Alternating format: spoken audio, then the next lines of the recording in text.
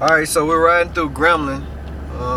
Obviously, seeing them, we have a project going on in Gremlin right now where we're getting ready to build some two-bedroom, two-bathroom apartments. So, obviously in a lot of my talks, I talk about, the advantages of buying, you know, in a medium or, a good community or maybe an underprivileged community, but shopping and finding great deals and not getting so caught up on location. But occasionally in your career, you'll run across an opportunity to buy in a great location for a really cheap price. So that's kind of what I'm gonna show you today. When we're thinking about Grambling, a very historic university, enrollments on the rise.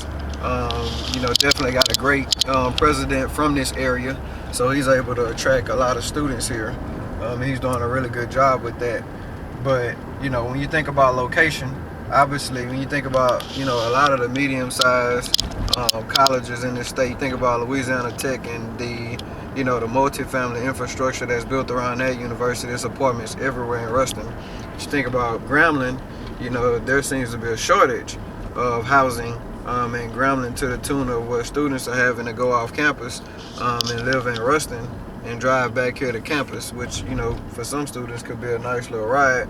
So for me, when this opportunity presented itself about 18 months ago, I was willing and able to jump right on it because I knew, what kind of opportunity that could be to own apartments that was within less than a mile from this great historic university. So fast forward to now, and we'll go out and we'll look around the land, and I'll kind of talk to you about some of the things that you need to be looking out for if you own some land that you're thinking about developing, and I'll kind of walk you through the steps that you need to take. So when you're thinking about obviously land development, there's a couple crucial steps that you have to be mindful of. I get a lot of questions about, hey man, I got land over here, what can I do to develop that land? Obviously one of the first things you got to make sure is that you got access to city sewage. If you don't have access to city sewage with your land, it can immediately restrict the amount of dwellings that you can put on your land, so it can make a really good project, really good potential project, turn out to be not a great project at all just because of that public sewage situation that's going on.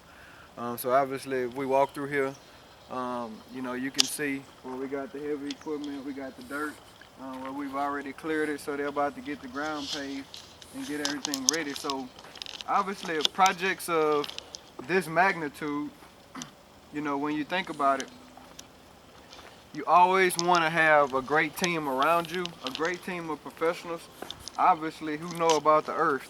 When you're doing land development, the earth plays a huge role, and unfortunately for most of us, um, we don't have the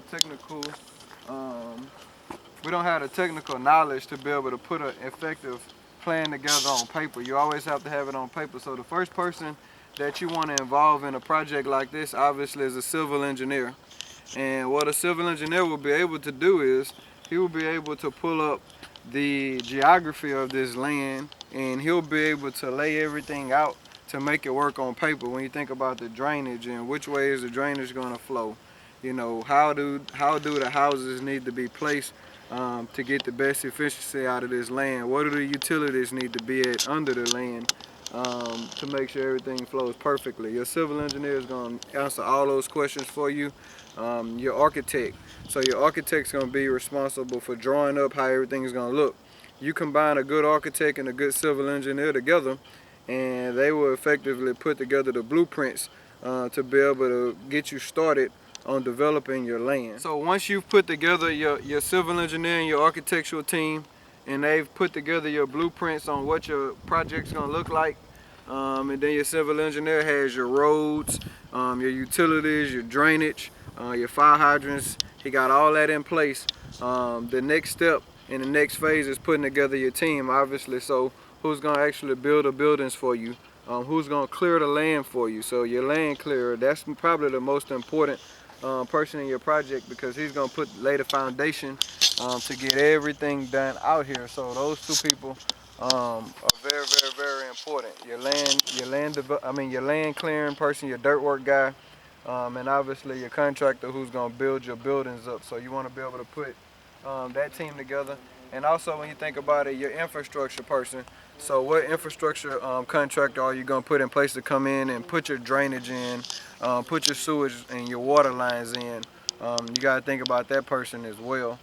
So it's 3 to 4 good key people that you have to involve in your project to be able to make it a success.